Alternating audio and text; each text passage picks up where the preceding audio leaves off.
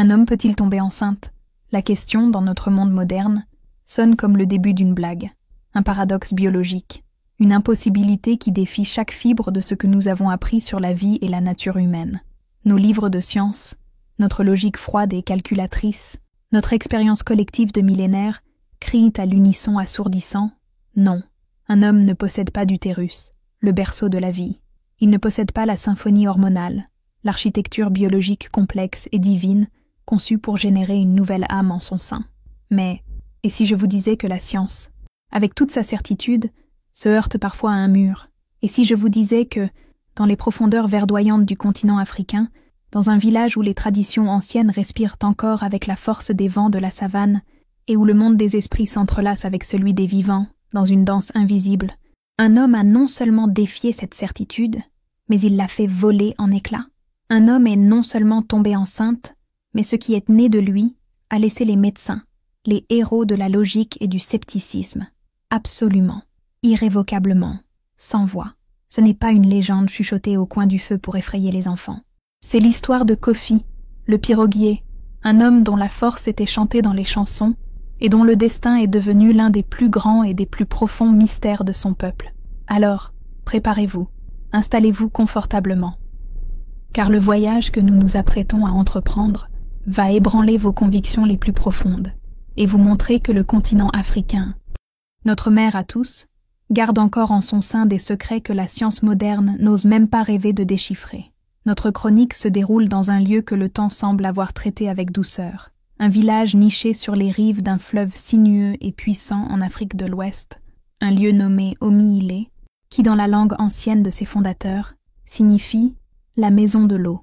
La vie à Omi-Ilé était un miroir du fleuve, il était la route qui reliait les mondes, la source de nourriture qui nourrissait les corps, la scène sacrée des rituels qui nourrissaient les âmes.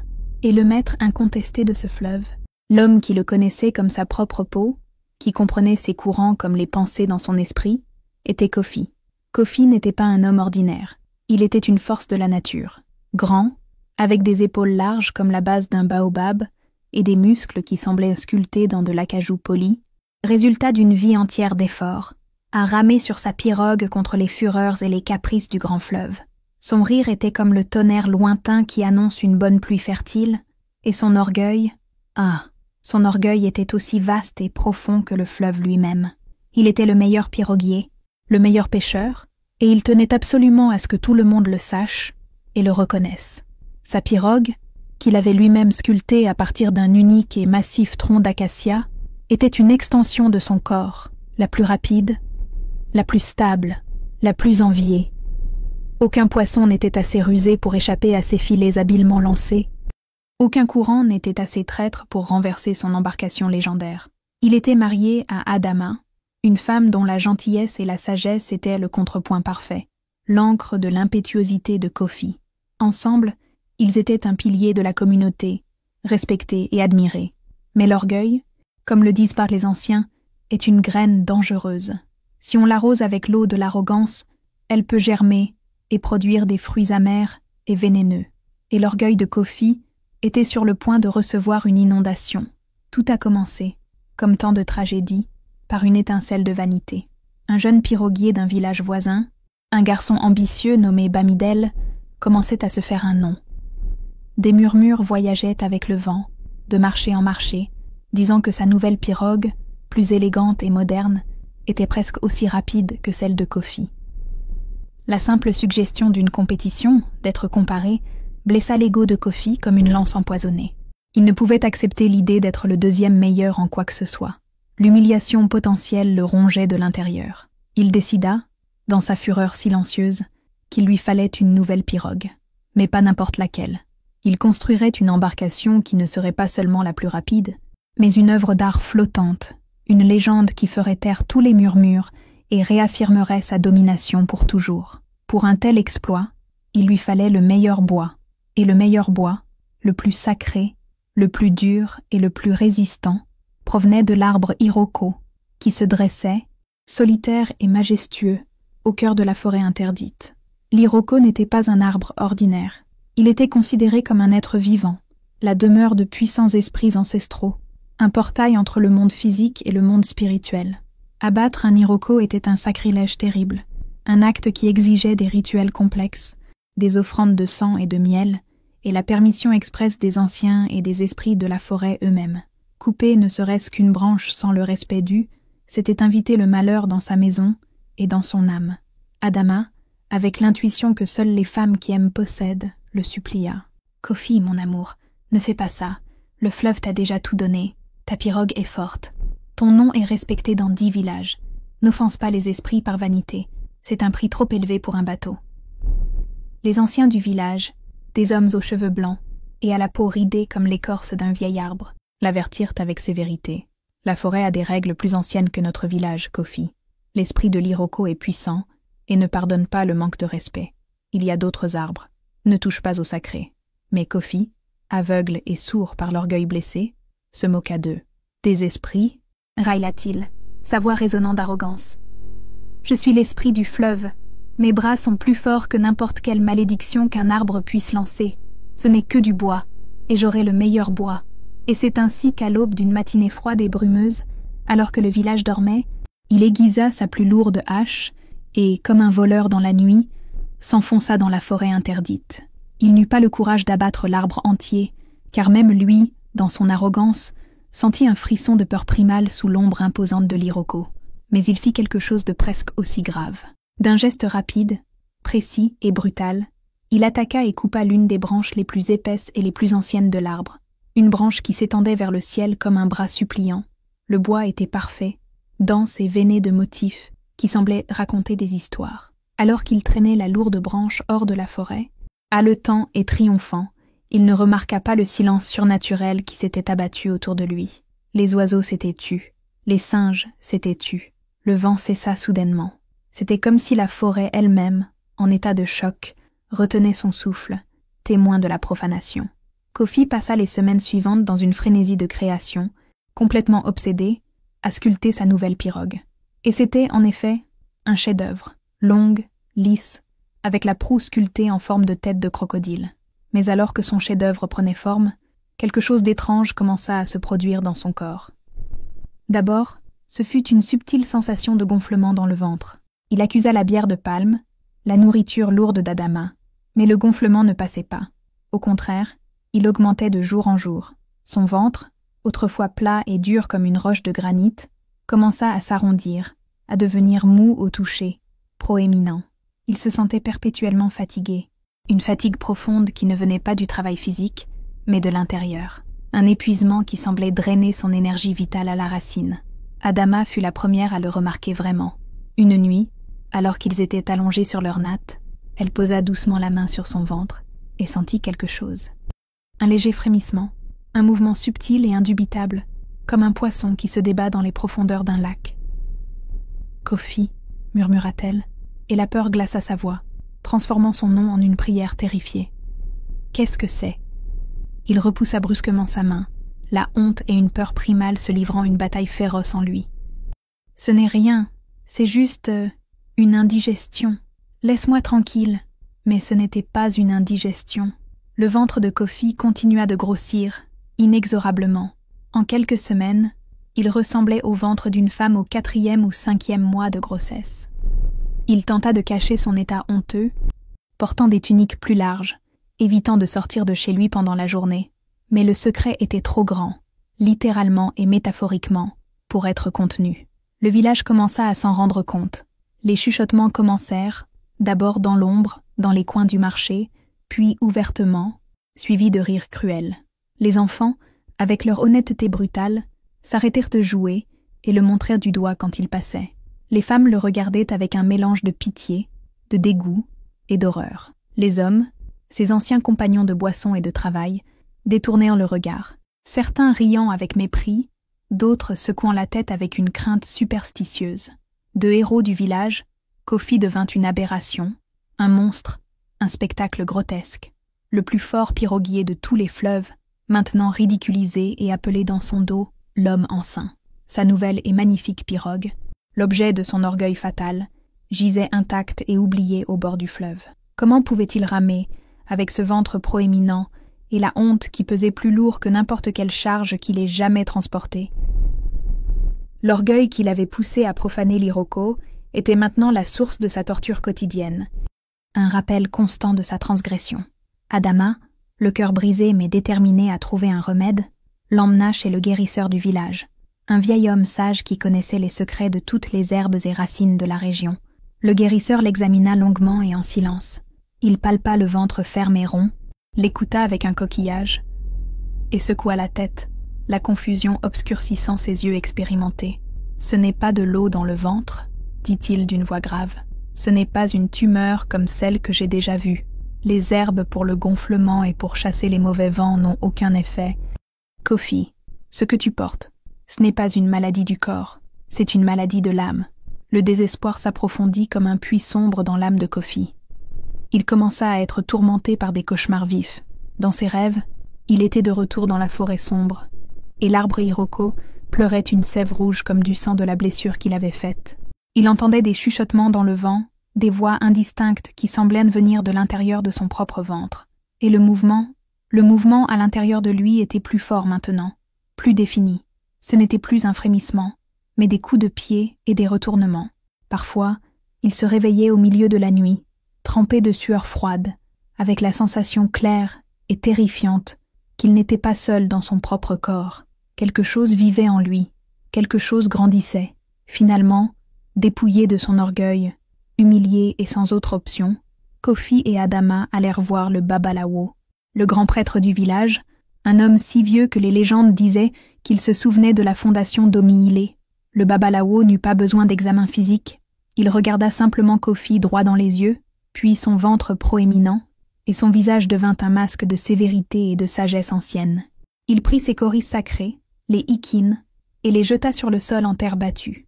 Il étudia le motif pendant un long et tendu moment, puis prononça les mots qui n'étaient pas un diagnostic, mais une sentence, scellant le destin de Kofi. « Tu n'es pas malade, fils du fleuve, tu paies une dette.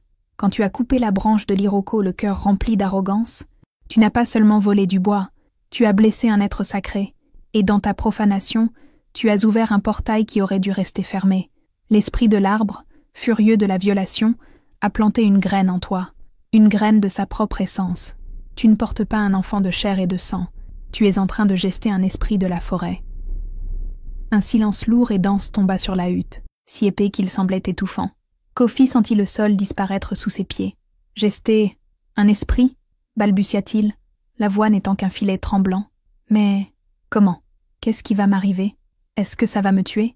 Le Babalawo le regarda avec des yeux qui semblaient contenir la sagesse de millénaires. « Cela, mon fils, dépend entièrement de toi.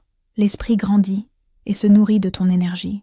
Si tu continues à nourrir ton cœur d'orgueil, d'amertume et de honte, il te consumera de l'intérieur. Il te desséchera comme un fruit sous le soleil brûlant. Mais si tu acceptes ta pénitence, si tu apprends l'humilité, si tu prends soin de cette grossesse comme un acte sacré de réparation, alors peut-être, juste peut-être, y aura-t-il une chance de survie. Tu dois porter cette vie jusqu'au bout. Tu dois sentir ce que les femmes ressentent, le poids, la vulnérabilité, la création. Toi qui étais si fier de ta force masculine, tu dois maintenant apprendre la force de la fragilité et de la création. C'est ton chemin maintenant, Kofi. Tu vas accoucher.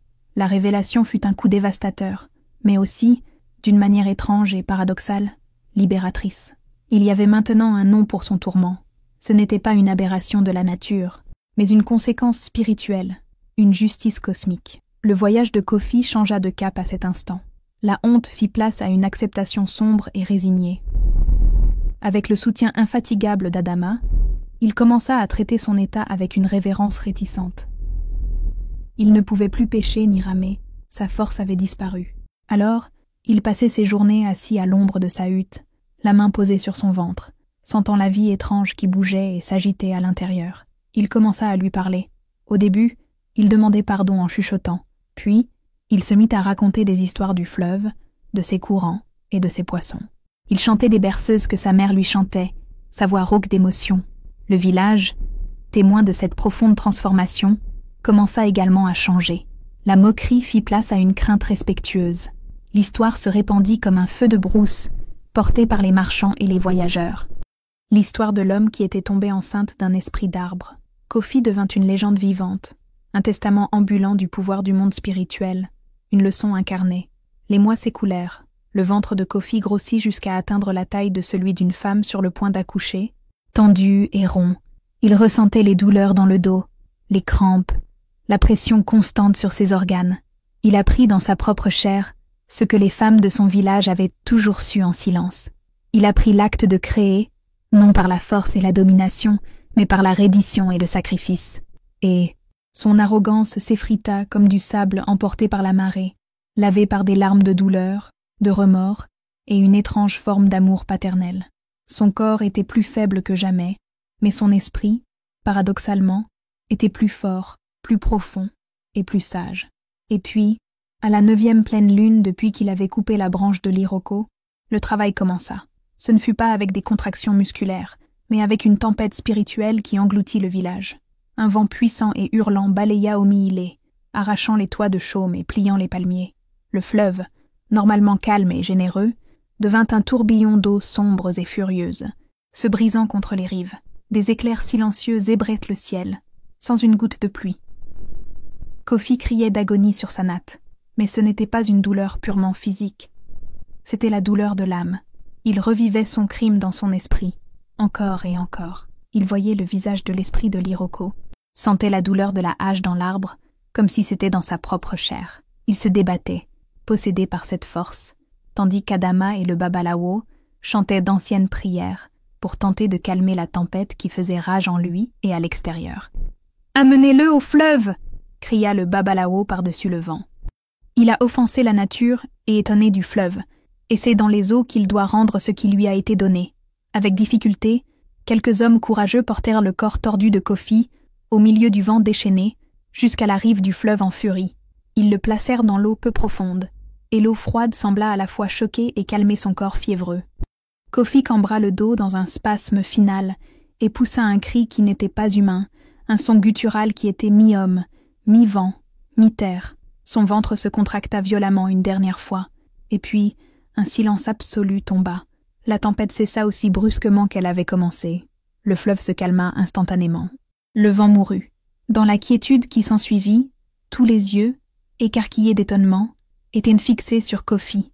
Son ventre était dégonflé, flasque, vide. Il était épuisé, mais vivant. Et dans ses bras, là où se trouvait auparavant le volume d'une grossesse impossible, il tenait quelque chose. Ce n'était pas un bébé. Ce n'était pas une créature de cauchemar. C'était une petite pousse d'arbre, une pousse parfaite et vibrante, avec 2 petites feuilles d'un vert intense brillant sous la lumière de la lune, et de fines racines blanches qui pulsaient d'une douce lumière verdâtre. C'était une pousse d'Iroko. Ce qui naquit de Kofi ne fut pas une vie prise, mais une vie rendue, une promesse de renouveau. Il n'avait pas donné naissance à un monstre, mais à sa propre rédemption incarnée. La nouvelle du miracle se répandit comme les graines de pissenlit au vent. Des voyageurs, des marchands, et même un missionnaire européen qui tenait un petit poste médical à quelques jours de voyage, vinrent à Omi-Ilé pour voir de leurs propres yeux l'homme qui était tombé enceinte. Le médecin, un homme de science pragmatique et sceptique nommé Dr Alistair Finch, arriva au village avec un sourire condescendant, certain de trouver une explication logique et banale. Un kyste géant, une hernie sans précédent, peut-être un cas de grossesse nerveuse et d'hystérie collective. Il demanda à examiner Kofi. Kofi, maintenant un homme transformé, humble et serein, accepta sans hésiter. Le docteur Finch l'examina avec une minutie quasi légale. Il palpa son ventre, maintenant couvert de peau lâche et de vergetures argentées, identiques à celles de n'importe quelle femme ayant accouché. Il utilisa son stéthoscope pour écouter son abdomen. Il mesura, tâta, posa des dizaines de questions sur son régime alimentaire, ses antécédents, et à la fin de son long examen, il resta silencieux. Un silence qui dura plusieurs minutes. Ses collègues du poste médical, à son retour, lui demandèrent avec impatience ce qu'il avait trouvé. Le docteur Finch, un homme qui avait toujours une réponse scientifique à tout, secoua simplement la tête, le regard perdu dans le vide. « Je ne sais pas », murmura-t-il, et sa voix était un mélange de frustration et d'étonnement pur. « Je ne sais tout simplement pas. Il n'y a aucune preuve de chirurgie, aucune cicatrice, aucun signe de tumeur ou de kyste résiduel. Ses organes internes sont parfaitement normaux et en place. Mais la musculature abdominale est distendue. La peau est marquée d'une manière que je n'ai vue que chez les multipares, comme s'il avait réellement porté quelque chose d'une taille considérable dans son abdomen pendant des mois. » Il regarda par la fenêtre, en direction d'Omi-Ilé. Scientifiquement, dit le médecin à ses assistants, sa voix basse et confuse. C'est impossible. Mais j'ai examiné l'homme, j'ai vu les marques indéniables sur son corps, et les villageois m'ont montré le résultat. Je n'ai pas de mots. Je n'ai tout simplement pas de mots pour expliquer ce qui s'est passé dans ce village. Kofi ne fut plus jamais le même homme. Il prit sa magnifique pirogue, celle qui avait été la cause de toute sa douleur et de sa rédemption, et lors d'une cérémonie solennelle, l'offrit à l'esprit du fleuve, la laissant sombrer dans ses profondeurs. Il prit la petite pousse d'Iroko et, avec l'aide de tout le village, la ramena dans la forêt interdite. De ses propres mains, il la planta à l'endroit exact où il avait coupé la branche de son arbre mère. Il devint le gardien de la forêt, enseignant aux plus jeunes le respect de la nature, non par peur de la punition, mais par une profonde compréhension de la connexion sacrée qui unit tous les êtres vivants. L'histoire de Kofi, l'homme qui tomba enceinte, devint la leçon la plus importante d'Omi-Ilé, une histoire sur la façon dont l'orgueil peut pousser un homme à défier la nature, et comment la nature, dans sa sagesse infinie, peut répondre non pas par la destruction, mais par la plus profonde et la plus transformatrice des leçons. Une leçon sur la force qui réside dans la vulnérabilité, sur le pouvoir de la rédemption et sur le miracle de la renaissance. Une histoire qui nous rappelle, de manière puissante, qu'il existe des vérités plus anciennes que la science, des mystères qui ne peuvent être disséqués dans un laboratoire, et que parfois, la seule réponse à l'impossible est d'ouvrir son esprit et de croire.